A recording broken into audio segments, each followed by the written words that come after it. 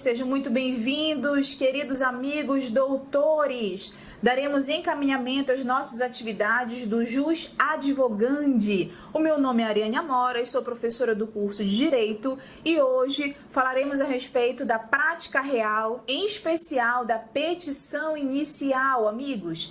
Isso, o nosso primeiro instrumento normativo, primeira organização de peça que nós temos que ter para dar encaminhamento ao pedido do nosso cliente. Então, vamos lá? Vamos começar a nossa conversa? Convido vocês a fazer uma viagem aqui no Código de Processo Civil, iniciando com o meu artigo 291. Isso! O meu 291, doutores, trabalha o valor da causa. Então, anotem lá quais são os artigos que a gente vai conversar hoje, nesse nosso encontro. Vamos lá? Papel e caneta na mão? É com vocês, amigos. 291, 292 do Código de Processo Civil. Esses dois artigos trabalham o valor da causa. E isso influencia total e diretamente no rito da ação. Tenham cuidado. O valor da causa é imprescindível, sob pena de indeferimento da petição inicial. Isso já é uma dica que a gente dá aqui para dar encaminhamento ao nosso instrumento judicial, ok? Próximo artigo que nós vamos desenvolver aqui, amigos, e aí com mais detalhes, é o artigo 319 e os seus incisos. O 319, amigos, é uma receita de bolo.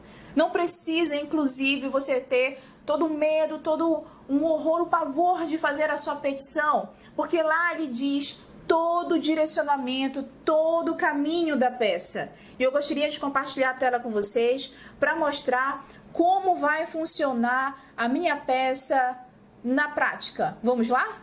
Então, meus amigos, nessa projeção da nossa petição inicial, convido vocês para visitar o meu 319 do CPC. Vamos lá? Olha só. O meu 319 do CPC tem 7 incisos. Isso, 7 incisos. E esses nós vamos organizar e falar um por um, para que a gente tenha segurança no que vamos colocar na nossa peça, dando clareza, dando organização e mostrando para o nosso cliente que nós sabemos organizar a peça e desenvolver o raciocínio jurídico da melhor maneira possível, prezando pelos direitos que estão sendo ali pleiteados. Tudo bem? Então, primeiro inciso. O juízo a que é dirigida a peça. Amigos, precisamos saber se a peça vai ser dirigida ao juízo federal, ao juízo estadual, ou ao juizado, ou a outra esfera, que seja um tribunal, que seja o superior tribunal, que seja o supremo tribunal, que sejam outras áreas também administrativas. Então percebam, é de extrema relevância colocarmos o endereçamento da nossa peça, ok? Inciso 2. Os nomes, os prenomes, o estado civil, a existência de união estável, a profissão, o número do CPF e também, caso você esteja representando uma pessoa jurídica, o número do Cadastro Nacional de Pessoa Jurídica. É de extrema relevância a gente fazer a organização da qualificação da parte que estamos atuando, que estamos desenvolvendo a peça, ok? Vamos lá de novo? Endereço eletrônico, isso é uma polêmica, porque tem pessoas que não têm, vamos ter um cuidado com isso. E o domicílio e a residência do autor e do réu. O inciso 2, amigos, é de extrema importância colocar tudo certinho, tá? Do contrário, vai ser bem difícil o juízo dar encaminhamento à nossa peça. Aqui pode acontecer dele entender que não existe algum tipo de documento, algum tipo de informação necessária e pedir para a gente emendar a nossa peça. E se a gente não emendar a nossa inicial, que é o tema que a gente vai falar daqui a pouquinho no artigo 321, ele pode fazer o indeferimento da nossa peça. Já pensaste numa coisa dessa? Não pode. A gente não pode perder tempo. Tempo é money, então não pode, ok? Então, vamos lá. Inciso 3. Já no inciso 3, a gente está falando do fato e dos fundamentos jurídicos da tua peça. Amigos, percebam, nós, operadores do direito, desenvolvendo os direitos do nosso cliente, é de extrema importância que a gente saiba organizar o pedido da peça. E como é que começa isso? Com uma boa narrativa, tá? Então vai a dica para vocês aí, amigos, meus queridos doutores, que estão iniciando o curso de Direito, ou que ainda estão na graduação, ou que já têm experiência para somar aqui com a gente, de que forma nós podemos trabalhar a parte dos fatos no nosso exordial, na nossa exordial, na nossa peça, né, no desenvolvimento do nosso pedido inicial. Vamos lá. Observem, o cliente, ele não vai te dar o direito pronto, ele vai falar contigo uma história, ele vai contar uma história para ti. E dessa história, você, com toda a sua capacidade, com toda a sua expertise, todo o seu desenvolvimento do raciocínio jurídico, vai pensar daquela história jurídica justamente o direito que compete ao teu cliente. Isso. E é ali, no dos fatos, que você vai fazer a organização cronológica do que aconteceu passo a passo com o cliente, tá? Significa o quê, Ariane? Que no primeiro parágrafo você vai fazer a apresentação da situação para o juiz. Isso. O primeiro parágrafo é a apresentação da situação para o juiz. E aí, depois que você colocar um resumo do que aconteceu para o juiz, você vem para uma frase, uma expressão que a gente usa que nunca vai estar errada, tá? Sempre vai dar certo, ok? Que é o ocorre que. Então, no primeiro momento, quando vocês pontuarem a questão do resumo do direito do teu cliente, aquilo vai ser o gancho para vocês terem um direcionamento do ocorre que, tá? O ocorre que, amigos, é justamente o contraponto, o motivo pelo qual você está vindo ao judiciário pleitear um direito que foi ferido. Isso. É o ocorre que vai te dar o gancho para você falar para o juiz: juiz, tem algo errado aí, vamos desenvolver o que está acontecendo, vamos trabalhar o direito da pessoa que está se sentindo lesada, tudo bem? E aí esse pode ser o terceiro, segundo parágrafo, dependendo da densidade dos fatos que você está narrando, ok? E em seguida, os próximos parágrafos do teu dos fatos vêm justamente fazendo a argumentação devida, trabalhando dos fatos que o cliente vai pontuando para você, tá? Não deixem de colocar também, dentro do dos fatos, lá no finalzinho, justamente a questão do não conseguiram a informação, não conseguiram resolver a situação de forma amigável. E por esse motivo, juiz, eu venho ao judiciário pleitear o que é garantido por lei. Ponto. Fechamos o dos fatos. Isso é de extrema relevância, ok? E para isso, é importante que a gente comece a treinar essa narrativa dentro da nossa peça, dentro do dos fatos, tá bom? E aí eu venho para o próximo item que está lá no meu inciso 3º, né, do artigo 319, que é justamente a fundamentação jurídica da peça, amigos. E isso vai depender muito do caso que vocês estiverem advogando, justamente. É aqui que vocês vão observar o X do direito. Esse vai ser o X do direito, amigos. De que forma você vai desenvolver o raciocínio jurídico, dizendo para o juiz o seguinte: juiz, tudo que eu estou pleiteando, que eu pontuei no dos fatos, tem fundamentação jurídica, sim. e deve ser determinado de acordo com a lei? Sim, com a finalidade de ser garantida a mais lícita justiça. Por esse motivo, amigos, dou uma orientação aqui para vocês, para a gente começar a fundamentação jurídica sempre utilizando a Constituição Federal. Ela é a base, é o direito fundamental que, se ferido for, deve ser reorganizado e trabalhado da melhor maneira possível para fins de garantir esses direitos, ok? Observem, direito fundamental deve estar no começo da peça fundamentação da área da fundamentação jurídica. Tudo bem, amigos? Bom, em seguida, vai depender muito do direito que vocês estiverem trabalhando. Vamos utilizar um exemplo? Vamos lá? Olha só, se eu tiver com uma demanda de família e estiver conversando com o meu cliente a respeito de pagamento de pensão, então eu vou para onde, amigos? Qual é a norma que eu vou utilizar depois da minha Constituição Federal? Qual é? Perfeito! Código Civil. O meu Código Civil entra aqui e o direito que eu vou trabalhar dentro do meu Código Civil é justamente o livro que fala direito de família. E nesse direito de família, a gente vai trabalhar a questão da pensão, das obrigações, tá? Dos entes da família, tanto do pai, quanto da mãe, quanto de outros entes da família também, ok? Isso é um exemplo que eu estou dando aqui para nós, compartilhando aqui com vocês, justamente quanto à fundamentação jurídica.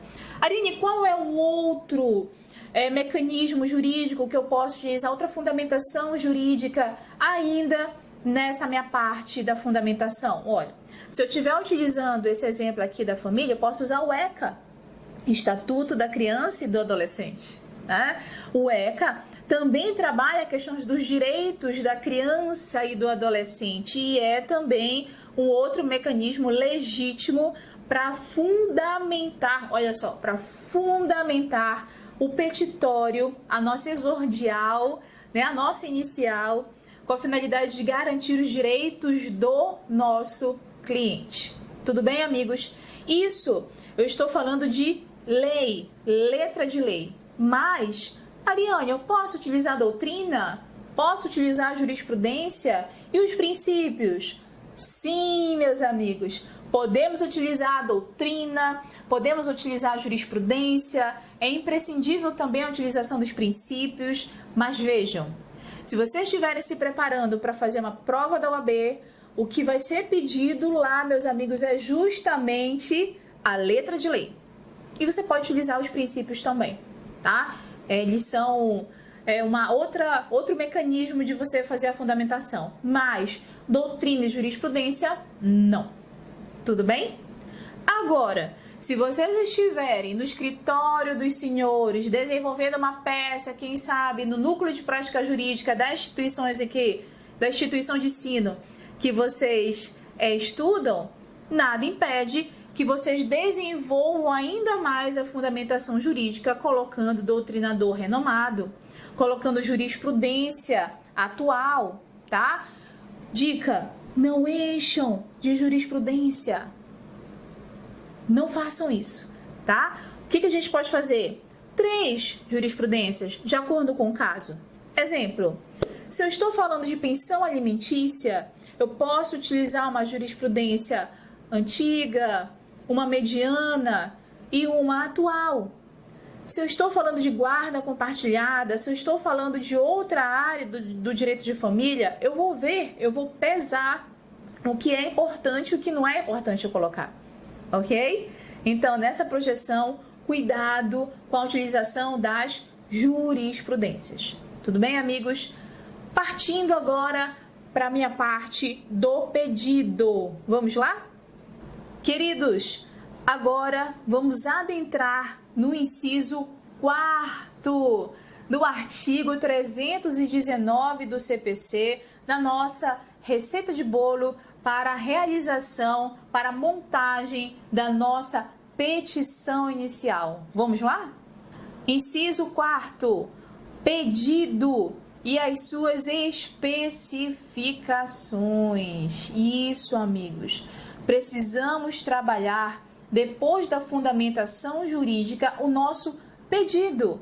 Qual foi o motivo que nos trouxe ao judiciário? Colocamos lá a narrativa da situação dentro do tópico dos fatos, falamos para o juiz que aquele fato que aconteceu com o nosso cliente tem fundamentação jurídica, é respaldado por lei, motivo pelo qual o princípio da legalidade, de acordo com a situação, foi ferido e deve ser restabelecida a situação.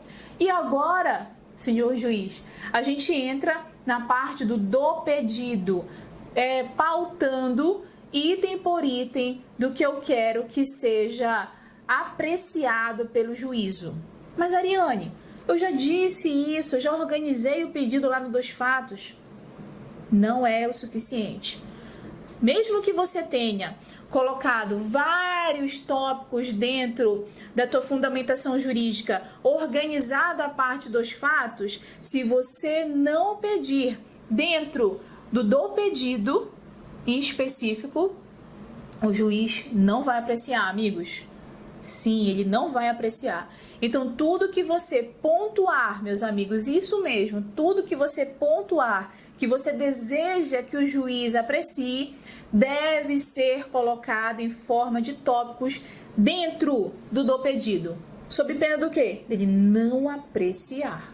E aí, cuidado.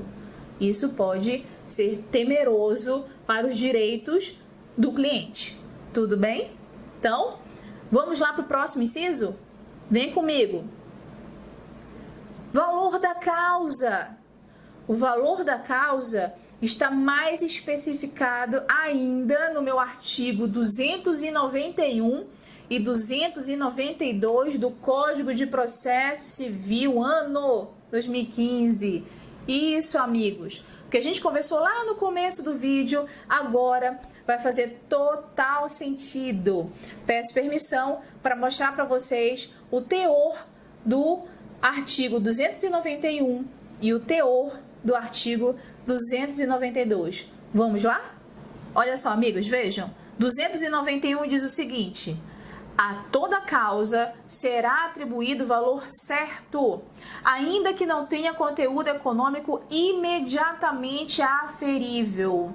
Ariane, o que significa isso? Vamos lá. Se a gente está falando daquele nosso exemplo lá da esfera de família, eu tenho um valor para ser dado, para ser pedido, tá? Então ali eu tenho um parâmetro que consta no meu artigo 292. Tudo bem. Mas se eu estou falando de outra demanda que não tem um valor para ser dado, para ser apreciado, um exemplo, uma ação de interdição, mesmo assim, a causa precisa ter valor? Sim. O artigo 291 diz que mesmo que não tenha valor econômico, é necessário que toda demanda tenha valor da causa no sentido da nossa petição inicial, ok? Por que, Ariane, precisa ter valor da causa? Bom, um dos motivos é justamente a questão da possibilidade, de incidir custas judiciais. E essa incidência de custas judiciais acontece levando como parâmetro o valor da causa, tá? Então é importante sim que tenhamos o valor da causa para fins de trabalhar a incidência de custas judiciais, caso o juízo indefira o nosso pedido de justiça gratuita, se pedirmos, e também a questão do parâmetro para fins de honorários de sucumbência. Outro motivo que é imprescindível a peça inicial ter valor da causa. Me diz uma coisa, o que é honorário de sucumbência, Ariane? Lembra? Aquele que a gente aprendeu lá em sala de aula? Os honorários de sucumbência são pagos pelaquela parte que não conseguiu ganhar, a parte que perdeu. Isso. Então ela é que vai pagar os honorários, vai ter que desenvolver o pagamento dos honorários da outra parte que ganhou. Tudo bem, amigos? totalmente diferente dos honorários contratuais. Podemos ver isso daqui a pouquinho em outro vídeo, quando a gente conversar a respeito de prestação de serviços advocatícios, quando vamos falar dos contratos de prestação de serviços. Tudo bem? Então, vamos lá para o 292? O 292 traz nos seus incisos como nós vamos trabalhar o valor da causa e vai depender do pedido que tivermos dentro da nossa peça, amigos. Isso! Olha o que diz o meu inciso primeiro. Vamos lá? O inciso primeiro diz o seguinte, que o valor da causa em uma ação de cobrança vai acontecer o seguinte: na ação de cobrança de dívida, a soma monetária corrigida do principal, dos juros, de mora, vencidos e de outras penalidades, se houver, será somado, né, até a propositura da ação e será o valor da causa. A ação de cobrança, você vai fazer a soma do montante mais os juros e correção monetária até a propositura da ação e vai dar o valor da sua demanda, da sua exordial, ok? Inciso 2. Vamos lá?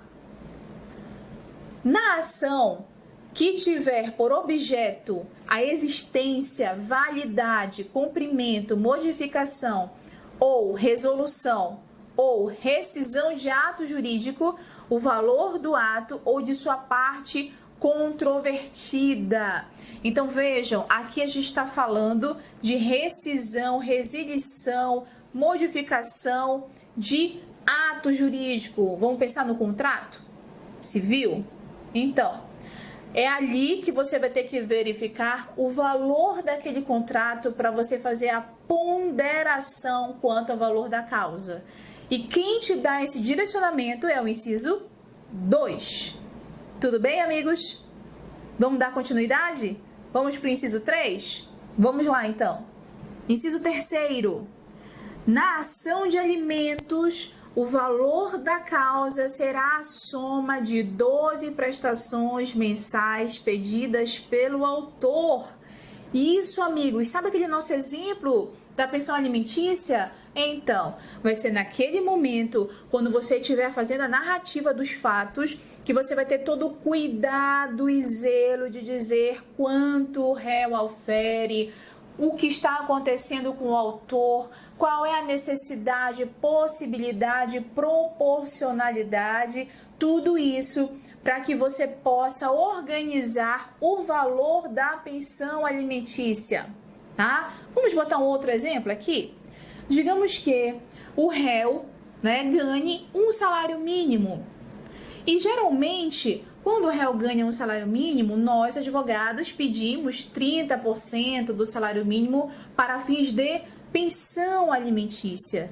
Nessa linha, nessa projeção, é que nesse momento nós vamos trabalhar números. Então, 30% de um salário mínimo vai ser um valor X, vamos colocar aqui que seja R$300, né? Que seria o salário mínimo vigente da época, 30% seria os nossos R$300 aqui presente, ok? Esses R$300, amigos, eles vão servir para base do cálculo do nosso valor da causa. E o meu inciso 3º diz o seguinte, que na ação de alimentos, quando eu estou pedindo pensão, eu preciso somar 12 vezes o valor da pensão que eu estou pleiteando. Isso significa o quê? Eu vou pegar os R$300 e vou multiplicar por 12. Isso! Receita de bolo. É isso, tá? Sem aflição, sem agonia. O 292 te dá e organiza a sua vida com relação ao valor da causa. Tudo bem? Vamos lá para o inciso 4º? Vem comigo, amigos. 4º. Na ação de divisão, de demarcação, de reivindicação, tá? E aqui eu estou falando de posse, ok? O valor da avaliação da área ou do bem objeto do pedido. Isso, amigos, temos que trabalhar aqui o valor da terra, da área. Então, o meu inciso 4º utiliza como parâmetro para valor da causa a ação de divisão, demarcação, que seria o bem objeto do pedido, tá? Então, digamos que o objeto do pedido seja um terreno que tenha como área 100 metros por 100 metros quadrados, e aí esse terreno tem o valor de 100 mil reais, tá? E isso vai ser um parâmetro para você trabalhar o valor da causa dessa demanda de posse, ok? E é assim que a gente vai desenvolvendo o valor da causa nessa demanda de posse. Tudo bem, amigos? Vamos para o próximo inciso? Vem comigo. Inciso 5º. Inciso 5º diz o seguinte, amigos. Na indenização, em demandas indenizatórias, inclusive afundada em dano moral, o valor da causa, anotem, é o valor pretendido. Entenderam? Esse é o X do direito. O valor da causa é o valor pretendido. Então, se vocês atribuírem o valor do dano moral 5 mil reais e não tiver nenhum outro pedido que não seja o pedido de indenização por dano moral, esse vai ser o valor da sua causa. Combinado? Posso dar uma dica aqui com relação ao dano moral? Amigos, seguinte, precisamos trabalhar parâmetros para colocar o dano moral na nossa peça. E é uníssono o entendimento dos tribunais, dos superiores tribunais e do Supremo Tribunal falar que é importante trabalharmos nas jurisprudências, nos enunciados, tá? Nos entendimentos normativos da área quanto a valor de dano moral. Para fins de quê? Para fins de coibir o enriquecimento ilícito da parte. Então, quando vocês pedirem dano moral, verifiquem como esse dano moral se enquadra nos julgados do tribunal da área que vocês estão trabalhando, ok? Do Supremo Tribunal, do Superior Tribunal. Vamos ter esse cuidado? Quando a gente pedir dano moral, vamos usar como parâmetro a nossa jurisprudência, a nossa súmula, os nossos enunciados, para servir como base do valor do nosso pedido, ok? Vamos para o próximo inciso? Vem comigo. Inciso 6º, amigos, olha o que ele diz. Na ação em que a acumulação de pedidos, vários pedidos, a quantia correspondente à soma desses pedidos vai ser o valor da tua causa. Tudo bem? Então vejam, sabe esse exemplo que eu dei aqui do dano moral? Pois é, ele encaixa aqui na nossa conversa, ok? Se eu estou pedindo, além do dano moral, também um ressarcimento material, então eu preciso somar esse valor do dano material ao valor do dano moral. E essa soma, esse valor com a soma, é que vai ser justamente o valor da minha peça inicial, o valor da minha causa. Tudo bem? Ok? Sem dúvidas? Podemos continuar? Então, vamos lá, amigos. Inciso 7. Olha o que o meu inciso 7 fala, amigos, para mim. Na ação em que os pedidos são alternativos, esse momento eu vou escolher o pedido do maior valor. Repito. Na ação em que os pedidos são alternativos, eu vou utilizar para fins de valor da causa o de maior valor. Combinado? O de maior valor. Pedidos alternativos, eu vou utilizar o pedido de maior valor. Ok? Sem dúvidas? Vamos dar encaminhamento? Vem comigo. Inciso 8º. Olha como o inciso 8º diz aqui, amigos. Na ação em que houver pedido subsidiário ou um ou outro, né? Não deu esse, então eu quero o outro. Tudo bem, amigos? Eu não consegui um, então eu vou conseguir o outro. O que vai dar valor para minha causa? Qual vai ser o pedido, Ariane? O valor do pedido principal. O valor do pedido principal, ok? Pedido subsidiário, tudo bem? Então, meus amigos, essa daqui é a nossa conversa quanto ao valor da causa, tá? Temos aqui justamente a apresentação do esqueleto da minha petição inicial, trabalhando os meus incisos, desenvolvendo o valor da causa, mas sabemos que a peça ela não é somente composta por esses artigos. Eu tenho também outras demandas, outras atividades de extrema importância para a garantia do direito do meu cliente da melhor maneira possível. É por esse motivo que eu espero vocês no próximo bloco para tratarmos justamente do meu artigo 320, 321 e dos demais componentes da minha petição inicial. Muito obrigada pela gentileza e generosidade de vocês. Grande abraço e tchau, tchau!